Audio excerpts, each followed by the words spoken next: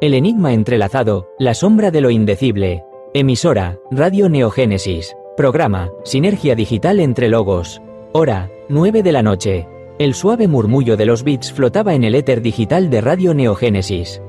En el estudio, la tenue luz violeta del logo proyectaba una sombra alargada sobre la mesa de sonido.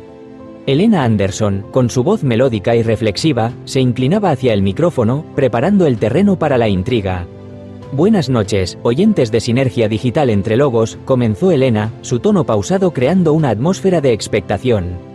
Hoy, en el enigma entrelazado, nos adentramos en las profundidades de la mente, un lugar donde lo que creemos saber se disuelve y se revela una verdad incómoda. Nuestro invitado, el enigmático Jacques Lacan, nos desafía una vez más a repensar los cimientos de nuestra propia realidad. Un breve interludio musical, un bucle hipnótico de sintetizadores, llenó el espacio. Cuando la música se desvaneció, la voz de Lacan, grave y con un ligero acento francés, irrumpió en las ondas. Se había negado a estar físicamente en el estudio, su presencia se sentía a través de una conexión de audio que, a veces, parecía distorsionarse con una estática sutil, como si las ideas que transmitía apenas cupieran en el canal. Elena, comenzó Lacan, en nuestras charlas anteriores, hemos explorado los registros simbólico e imaginario. Hablamos de cómo el lenguaje, lo simbólico, nos da estructura y nos permite comunicarnos, cómo nos reconocemos en las imágenes, lo imaginario, que nos devuelve el mundo, desde el reflejo en el espejo hasta la mirada del otro. Y has planteado una cuestión fascinante, la posibilidad de que, si tuviéramos las palabras y las imágenes perfectas, lo real, ¿desaparecería? Elena asintió, aunque sabía que Lacan no podía verla. Esa es la esperanza, ¿no, Jacques? Que la luz del entendimiento pueda iluminar cada rincón oscuro. Como dijo Wittgenstein, los límites de mi lenguaje son los límites de mi mundo. Si ampliamos nuestro lenguaje, si perfeccionamos nuestras imágenes, ¿no haríamos nuestro mundo ilimitado, sin esos restos que nos perturban? Lacan soltó una risa gutural que vibró a través del micrófono. Ah, la noble aspiración del humanismo, Elena. La ilusión de la omnipotencia. Y sin embargo, su voz adquirió un tono más solemne, es precisamente en ese resto, en esa sombra persistente, donde reside la verdad más dura, la que se niega a ser domesticada. Hablamos de lo real. Hubo un silencio cargado en la emisora. Elena sabía que este era el punto más complejo de la teoría lacaniana, el nudo borromeo que muchos no lograban desenredar. Lo real no es la realidad que ves, Elena, continuó Lacan, no es el coche que pasa por la calle o el árbol en el parque. Eso, lo puedes nombrar, lo puedes dibujar, pertenece a tu mundo simbólico e imaginario. Lo real es aquello que, por definición, escapa a toda representación. Es lo que no se puede decir ni imaginar, porque si pudieras, dejaría de ser lo real. Se convertiría en otra cosa, en un símbolo, en una imagen. Pero, ¿cómo existe algo que no podemos captar?, preguntó Elena, tratando de dar voz a la perplejidad de sus oyentes. Existe como la presencia de una ausencia, si me permites la paradoja, respondió Lacan. Es el trauma indecible, el dolor insoportable que te deja sin aliento, la muerte que confronta la finitud de todo. Puedes describir el accidente de tráfico con palabras, puedes recordar las imágenes de la sangre, pero la sensación visceral de terror, la vulnerabilidad absoluta, el shock que te deja mudo. Eso es lo real, es lo que te golpea y te deja sin recursos simbólicos o imaginarios para asimilarlo por completo. Es el agujero negro de la psique, como lo has llamado antes, musitó Elena, la idea resonando en su mente. Exacto, y precisamente porque no podemos atraparlo, porque se resiste a nuestra comprensión, es por lo que es tan fascinante. Y también por lo que, a veces, es tan terrorífico. La psicosis, por ejemplo, es una manifestación de lo real irrumpiendo sin el velo del simbólico. Cuando la función paterna, la ley que estructura el lenguaje, falla, lo real se abre paso sin filtros, en forma de alucinaciones o delirios que no pueden ser simbolizados ni imaginados de forma coherente. Entonces, nuestra constante búsqueda de ponerle nombre a todo, de representarlo todo en imágenes, Elena dejó la frase en el aire. Es una defensa, Elena. Una defensa necesaria, una manera de contener lo real, de darle una forma, aunque sea ilusoria, para poder lidiar con la existencia. Celebra tu estadio del espejo, celebra tus palabras y tus imágenes, porque son las herramientas que tienes para navegar por un mundo donde lo real, ese núcleo indomable, siempre está presente. No para desaparecerlo, sino para aprender a vivir con él, a tolerar su insistencia. La voz de Lacan, un poco más clara ahora, se hizo casi didáctica. Y aquí llegamos a la inversión que tanto te intriga, el paso de Sir a Ris. Al principio, la ley, el simbólico, parecía ser la base de todo.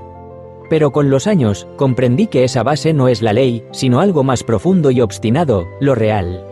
Lo real es lo que insiste, lo que se resiste a la formalización, lo que empuja desde abajo. El simbólico y el imaginario son nuestras formas de construir un mundo habitable sobre esa base inestable. Lo real es el fundamento no fundacional de todo. Lo real es el fundamento no fundacional de todo. Un último acorde sintético se elevó en el estudio.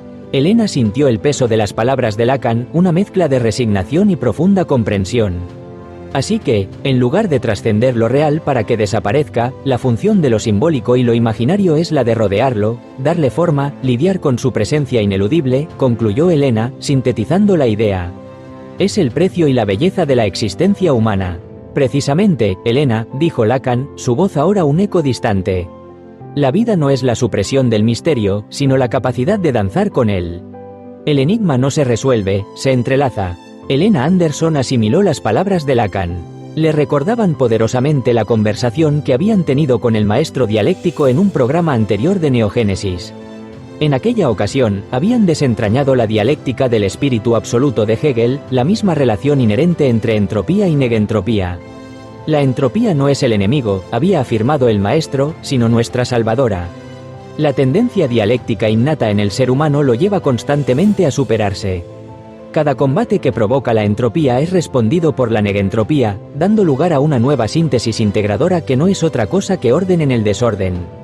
Esta lucha constante y provocada por la entropía, como diría Heráclito, es una fuerza fundamental en el cosmos. La guerra, el conflicto, la entropía, son esenciales para el cambio y la transformación.